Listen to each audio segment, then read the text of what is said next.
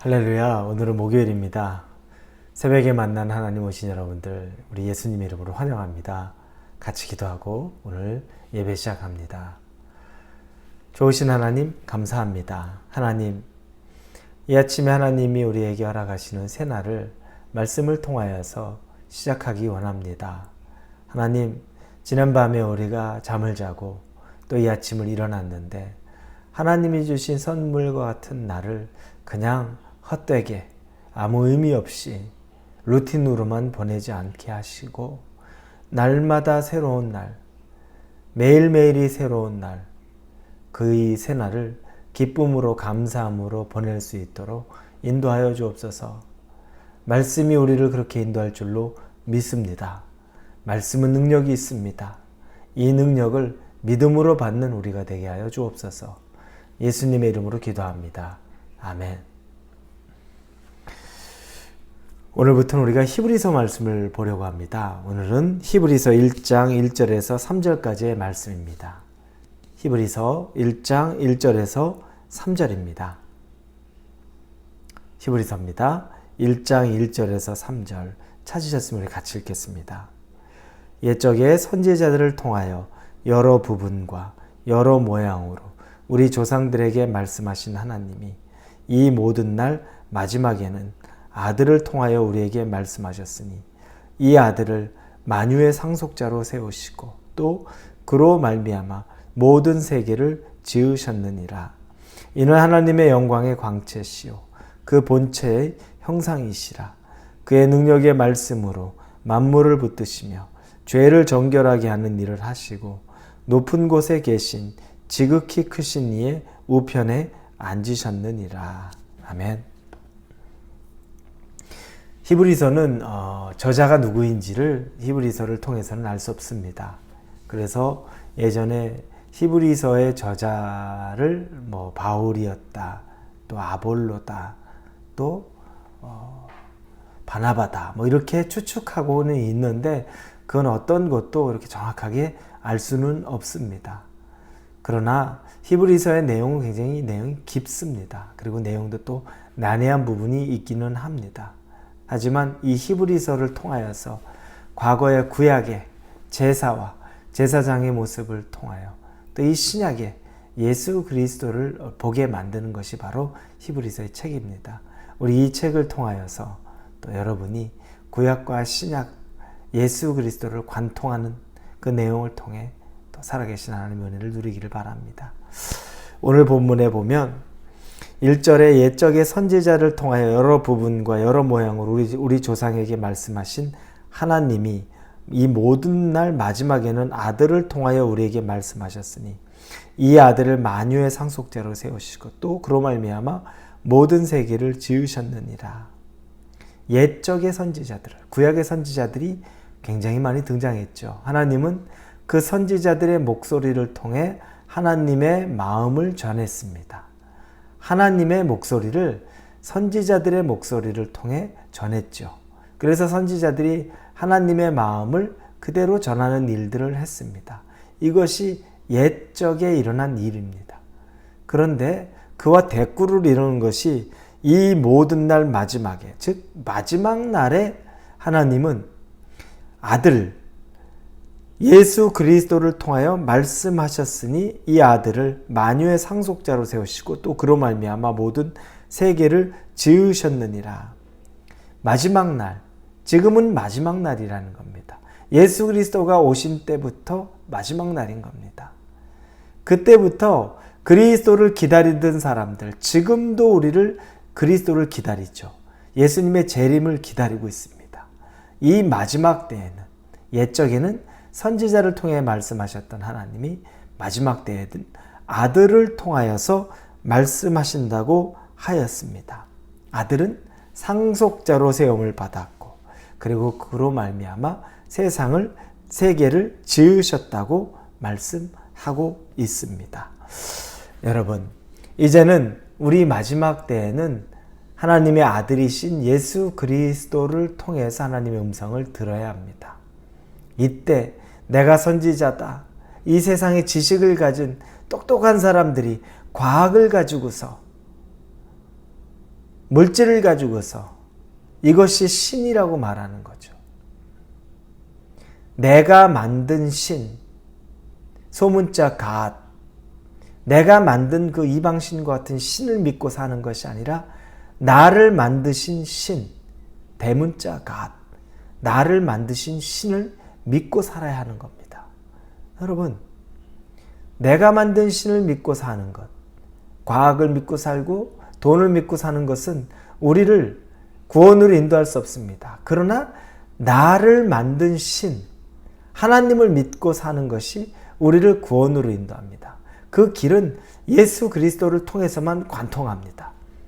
이 마지막 때에는 예수 그리스도가 없으면 아무것도 아닙니다. 여러분, 우리가 성경을 보건 우리 삶에 어떤 도전을 얻건 예수 그리스도가 없는 것은 아무 의미가 없습니다. 얼마나 많은 심리학들, 얼마나 많은 긍정에 대한 것들을 얘기하고 얼마나 많은 우리 자존감을 얘기합니다.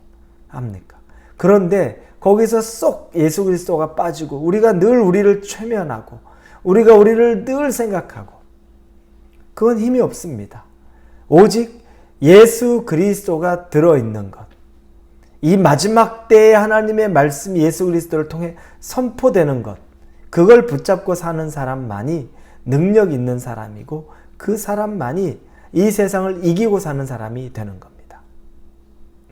고린도전서 1장 18절의 말씀에 십자가의 도가 멸망하는 자들에게는 미련한 것이요 그러나 구원을 받는 우리에게는 하나님의 능력이라 라는 말씀이 있습니다. 십자가는 가장 참혹한 처형 방법이었죠. 저주의 대명사입니다. 그래서 이 로마 시대의 십자가형은 로마 시민에게는 이루어지지 않았습니다. 자기 백성들에게 그 저주, 아무리 심한 죄를 졌어도 십자가형만은 면하게 해줬던 거죠. 나무에 달려 죽는 십자가형은 그 자체가 저주의 상징입니다. 여러분, 그런데 예수님이 십자가에 달려 돌아가셨습니다. 그래서 세상 사람들은 예수님을 보고 저주받은 자, 그래놓고 하나님의 아들이라고 말했느냐? 너같이 저주받은 자가 이 이야기를 합니다. 그런데 십자가에서 죽으신 예수님이 부활하십니다. 그 십자가에 죽은 예수님을 보고 부활을 본 사람들이 예수 그리스도를 믿기 시작한 것이 바로 기독교입니다. 십자가의 죽음과 부활을 믿은 거죠.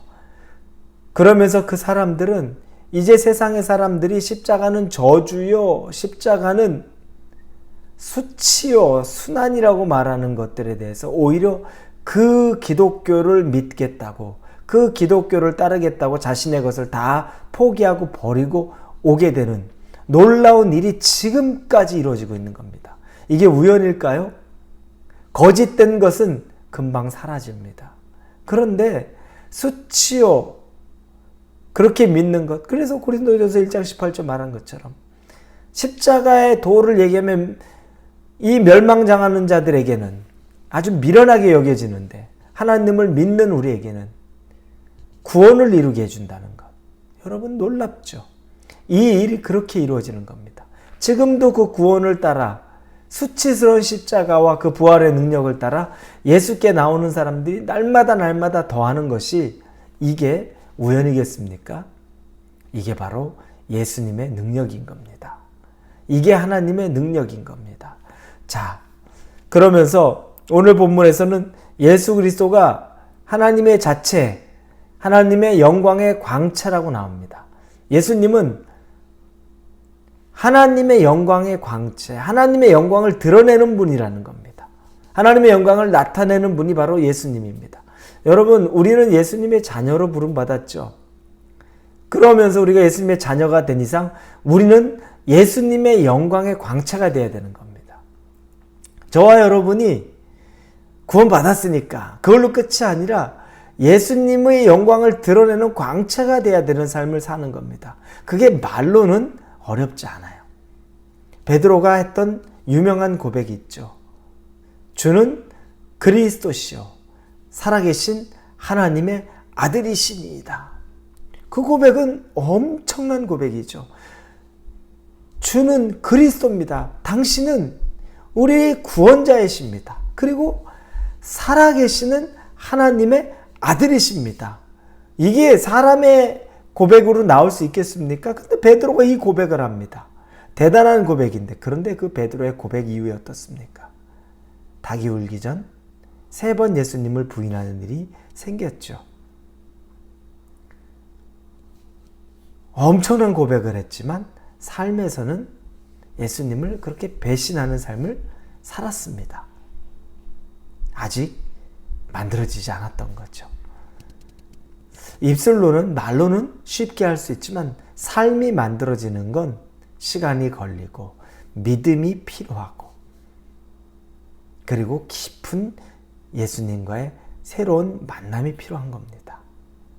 오늘 그 본문의 말씀을 통해서 우리가 예수님을 통해 예수님의 영광의 광채를 드러내는 우리의 모습이 되기 위해서는 삶의 모습에서 예수님이 드러나야 합니다. 입술로는, 말로는 쉽지만 삶으로는 드러내기가 어렵습니다. 어떻게 하는 것이 삶으로 드러내는 것이겠습니까? 다른 방법은 별로 없죠. 끊임없이 우리 삶 속에서 예수님에 대한 고백이 있어야 되는 겁니다. 나의 부족함에 대한 고백, 감사에 대한 고백, 생각에 초점을 맞추는 고백들. 그래서 온통 우리의 머리와 생각과 가슴에는 예수님으로만 가득해야 되는 겁니다. 이게 마지막 날 살아가는 우리의 모습입니다. 사랑하는 성도 여러분, 오늘 하루 사시면서 예수님으로만 여러분이 가득할 수 있기를 축원합니다. 기도합니다. 하나님이 일어나서 잠자는 순간까지 예수님에 대한 생각과 예수님에 대한 마음으로 가득하게 하여 주시옵소서. 예수님 이름으로 기도합니다. 아멘.